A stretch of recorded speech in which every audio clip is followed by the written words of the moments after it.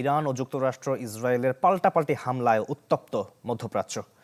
দক্ষিণ ইরানের মিনাবে একটি স্কুলে হামলায় শিক্ষার্থীসহ ৮৬ জনের মৃত্যুর খবর মিলেছে।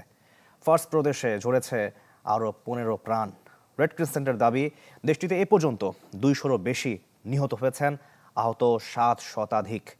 এদিকে মার্কিন ঘাঁটি লক্ষ্য করে তেহরানের পাল্টা হামলায় ক্ষয়ক্ষতি হয়েছে বাহরাইন, কাতার, কুয়েত, আমিরাত, সৌদি আরব সহ বেশ কিছু দেশে।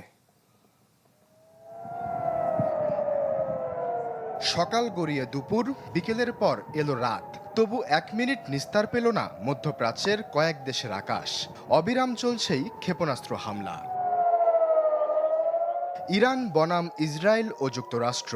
হঠাৎ দানবীয় আকার নেয়া এই যুদ্ধের শুরুটা হয়েছিল শনিবার সকালে। আচমকাই আলোচনা বন্ধ করে তেহরানে হামলা শুরু করে মার্কিন জায়নবাদী জোট। ইরান জুড়ে ৩২ প্রদেশের ২০টিতে ছড়ায় আগ্রাসন।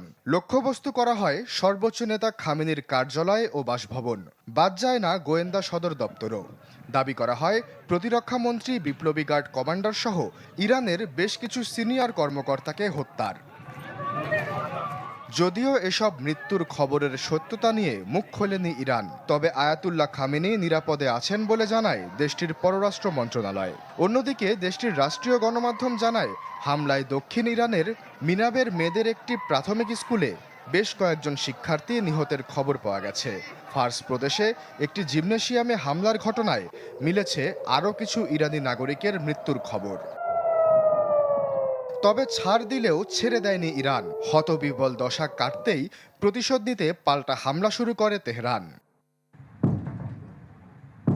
প্রথমেই ইসরায়েলে ছোড়া হয় ক্ষেপণাস্ত্রের বহর, যার মধ্যে বেশ কিছু আয়রন ডোম ভূপাতিত করলেও অন্তত অর্ধশত মিসাইল আঘাত হানে দখলদার ভূখণ্ডে।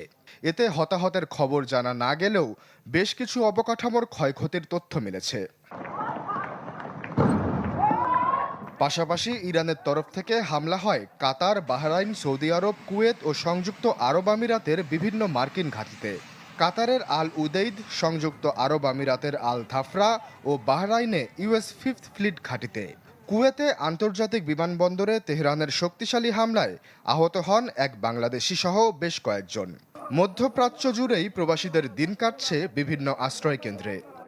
আমরা যখন এয়ারপোর্ট এন্ট্রি করি সন্ধ্যা ৫টায়, তখন বোয়িং A330 একটা বিমান ছিল, ওটার পাশে একটা পড়ছে, ঠিক আছে, আর টার্মিনাল 1-এর পাশে একটা পড়ছে।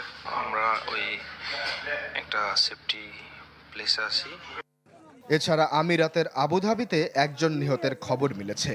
হামলার পরপরই বন্ধ করে দেওয়া হয়েছে ইরাক, কুয়েত, সিরিয়া, কাতার ও আমিরাতের আকাশসীমা।